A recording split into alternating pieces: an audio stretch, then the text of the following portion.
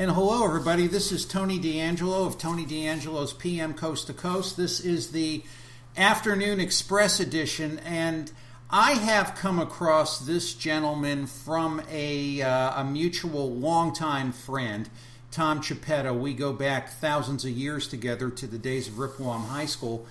Tom has introduced me to this gentleman, Dr. Michael Ego. He is a professor at the University of Connecticut in Stamford, and he has this novel approach to helping elderly people with dementia. And I'm reading about it, and I just can't get enough of it, and I'm so pleased to have him here today. Dr. Ego, how are you? May I call you Michael? Of course. Thanks very much. And thank you for the tell me exactly, well, did you have a familiarity with baseball as you were growing up? Yes, I grew up in the Los Angeles area, and my father introduced me to the Dodgers, and so I've been a Dodger fan all my life. And as you know, they made it to the World Series this past. Yeah, great year. It came up a little short, but I was very pleased that they made it back to the big time. And so, I've been a baseball fan for most of my life. And then about 4 years ago, I started teaching a course here at UConn. And the name of the course is Baseball in Society, Politics, Economics, Race, and Gender. And it's a course that basically talks about how baseball has influenced America and how America has influenced baseball ever since baseball started to be played in the 1800s. And so when I was preparing to teach the class, I was looking at different material for how I could add different types of topics to the course. And I came across this program in St. Louis Cardinals Baseball Club. This was back in 2013.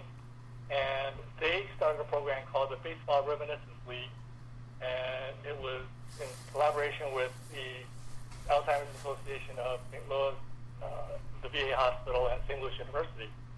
And so they started this program where they invited people with Alzheimer's and other forms of dementia to a gathering every 2 weeks, and they would talk about baseball. And as you know, this disease does not have a cure time, as well as we really don't know specifically what causes it.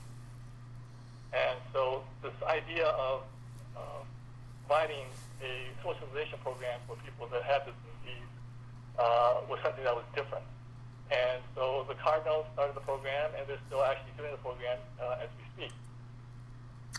Now, you had taken this particular approach to an elderly group in Greenwich, Coscob, and reading about it, you had achieved some incredibly positive results, not only in, shall we say, memory upgrade and one feeling better about themselves, but it seemed like you had somehow turned this into a social event and going into a ball game and people having fun. Can you elaborate a little on that?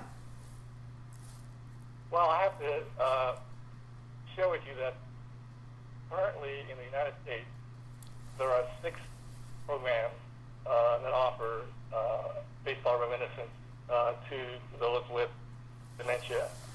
And I want to just back up a second in regards to Sure. When the Cardinals first came up with this idea, they got the idea from Scotland, where the Scots started the program back in 2009. And of course, baseball is not the main sport there. And of course, we all know that soccer, or as they call it, football, is the primary sport. And so they started the program back in 2009. And as of today, in Scotland, there are over 200 programs that are offered in Scotland. In the United States, we have 6. And so the COSCOP program is the first in Connecticut, and it's only the 6th program that's being offered in this country. And so I was able to start this program actually with sort of a coincidence, because I'm a professor of human development and family studies here at UConn. Mm-hmm. And my primary area of research and study is about aging and older adulthood. And so one of my students was doing her internship at a place called the River House Adult Daycare Center in Cobb, which is part of Greenwich. And so as her faculty supervisor, I would go over there every couple of weeks just to see how she was doing. And so one day I was talking to the program director, and I said, how would you think about starting a baseball reminiscence program here at this center? And I have to admit that my prior experience in getting other organizations and groups to agree to do this was very frustrating. That's sad. And the reason why it's frustrating is because there's still a stigma attached to this disease. And the people I spoke with about maybe starting a program at their location or organization, they just did not feel comfortable being around people with the disease. And in fact, some people thought it was contagious, or that it's an automatic condition. In this day and age, wow. Yeah, and so there was a lot of misinformation about the disease. And so I really had challenges actually starting a program here in Connecticut. But fortunately, because of the student that was doing her internship there, I spoke to the program director, and she thought, wow, that's something I think we could do here. And then she said, I'm going to have to talk to my boss, who's the director of the center. And a few days later, she called me back and said, okay, I got it. I talked to my center director, and she really likes this idea. So let's get together and do it. And so we started the program in January of 2017, and we run what we call seasons, which is basically 7 or 8 sessions at a time. So we're now in our 3rd season of the program in Connecticut at Cobb, which is again part of Greenwich. Right. And so, yeah. So the thing is that the gratifying part about offering this kind of a program is that, as you know, this is a terrible disease where people suffer with memory loss, and it's a very, very difficult situation, not only for the individuals themselves, but for their caregivers, their family members, and so forth. Absolutely. And so the idea of sharing something that they grew up with, which in this case was baseball, and these gentlemen are probably in the age range of between 75 and 90, and they're at different stages of the disease. And most of them are actually in the early to middle stages. None of them are in the late stages. So for myself and some volunteers, we meet every 2 weeks, and we meet for an hour, and we just start talking about baseball, all the different facets of baseball. And it's been just a wonderful situation. And then this past summer, we had an opportunity to actually attend a Mets game. I saw the article on that. Right, and that was another incredible experience for these individuals. Again, for these persons that suffer on a daily basis, to be able to enjoy just being, at the stadium was a wonderful experience for them. And what we did was we also took a family member with them, as well as the person.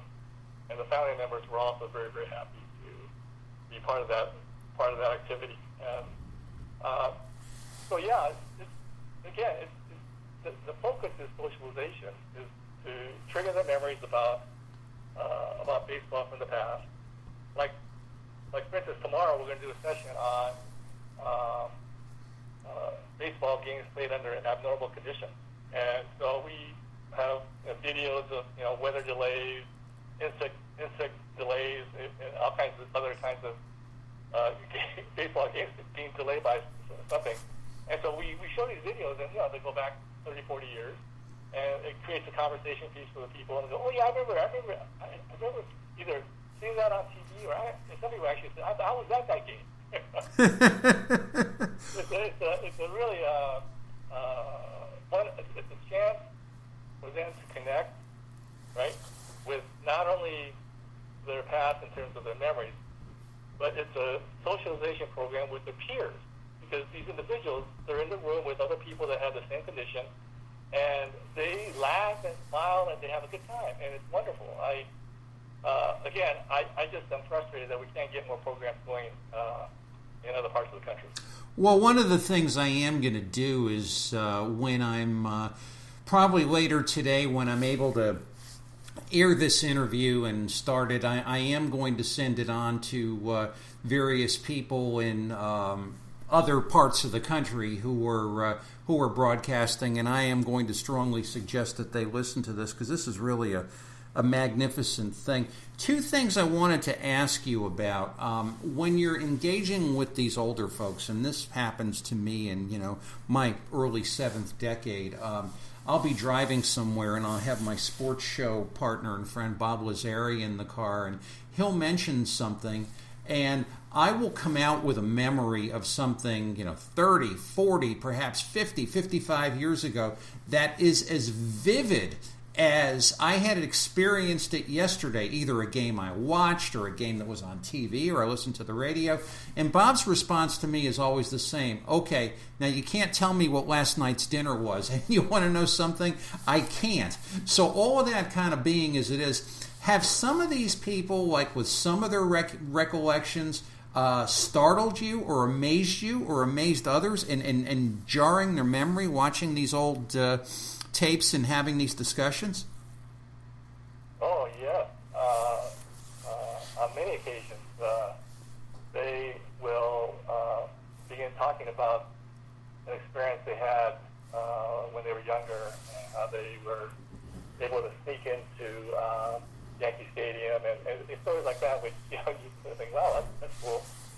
But in terms of trivia, in terms of detailed information, it's pretty amazing that they can recall actual statistics regarding to certain individuals.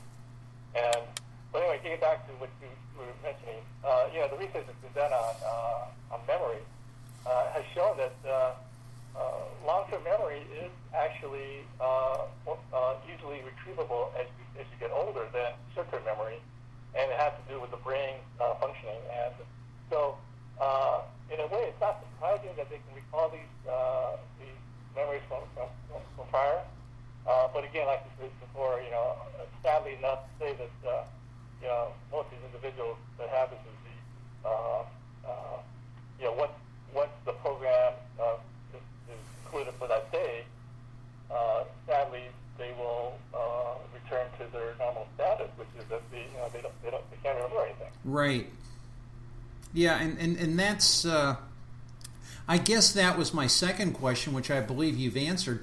Has there been any sort of, of course it's not really a situation of improvement, but at least some sort of, for lack of a better term, improvement in that has some sustaining value. And I guess just given the nature of the disease, it's probably not possible.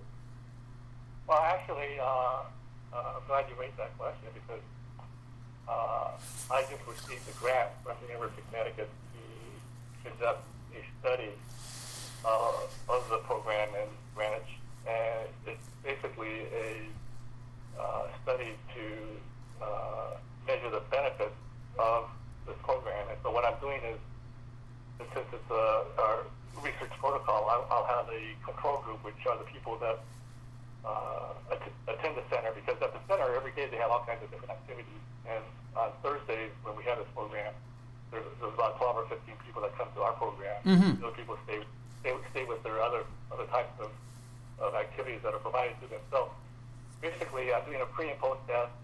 One group that is not going to the program, which are the people that go to other things, and then I'm going to collect data from the people that are coming to our program. So it'll be a 3-month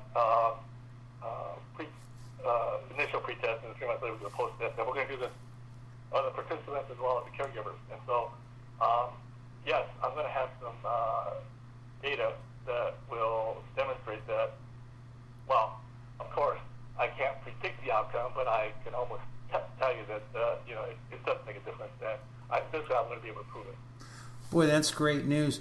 And in our, it's amazing the way time gets away from us in this business, but in our closing moments together, I'm just curious, and this is sort of just a fan thing for me. It's not necessarily a scientific question, if you will.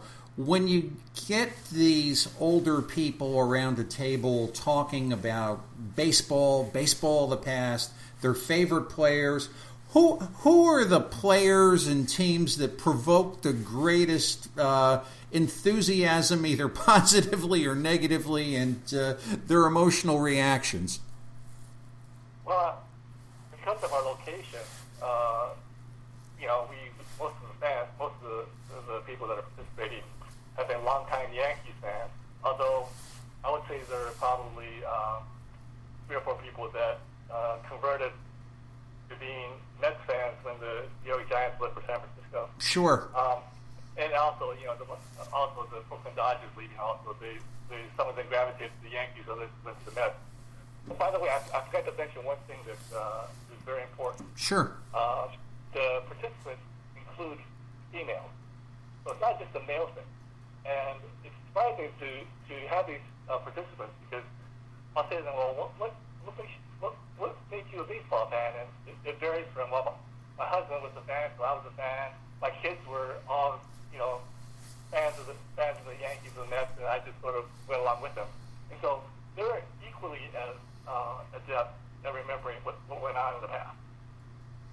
It's amazing, because I have been to another baseball discussion group, and I'll share that with you in the future, that does take place in our state. And I was sitting one time next to an older lady who, and the question is, what brings you to a group where you're here, and in this room are 50, 60 men of varying ages? And she said, well, I was a member of the Pee Wee Reese fan club, and her blue eyes just glistened. And you were taken back to this time when she was a young girl following Pee Wee Reese. It's an amazing thing. And Michael, I can't believe it. We're running out of time. Where can our friends and fans reach you to talk about this wonderful program you have of reminiscence therapy as it deals with the game of baseball? Well, my office number here in Yukon is 203-251-8531, and so I'd be happy to take calls and start a communication with whoever's interested. Yeah, and you might get some very interesting people and interested people, because I really think you've got something here that is very well needed in this particular environment of dealing with Alzheimer's. It certainly gives me a warm feeling, because I've had many. I've been in my business for as long as I have, and I've taken people from being incredibly productive people to retired people to maybe forgetting a thing now and then, and now it's getting sort of towards the end, and whatever means that I can have to reach them or jog them or make them feel better is always something good for me. But I can tell you, it's just something that's so incredibly needed, I think, in any area where people work with the elderly. Michael, thanks very much, and we will be talking soon, and appreciate your coming on today. Well, thank you again very much for inviting me.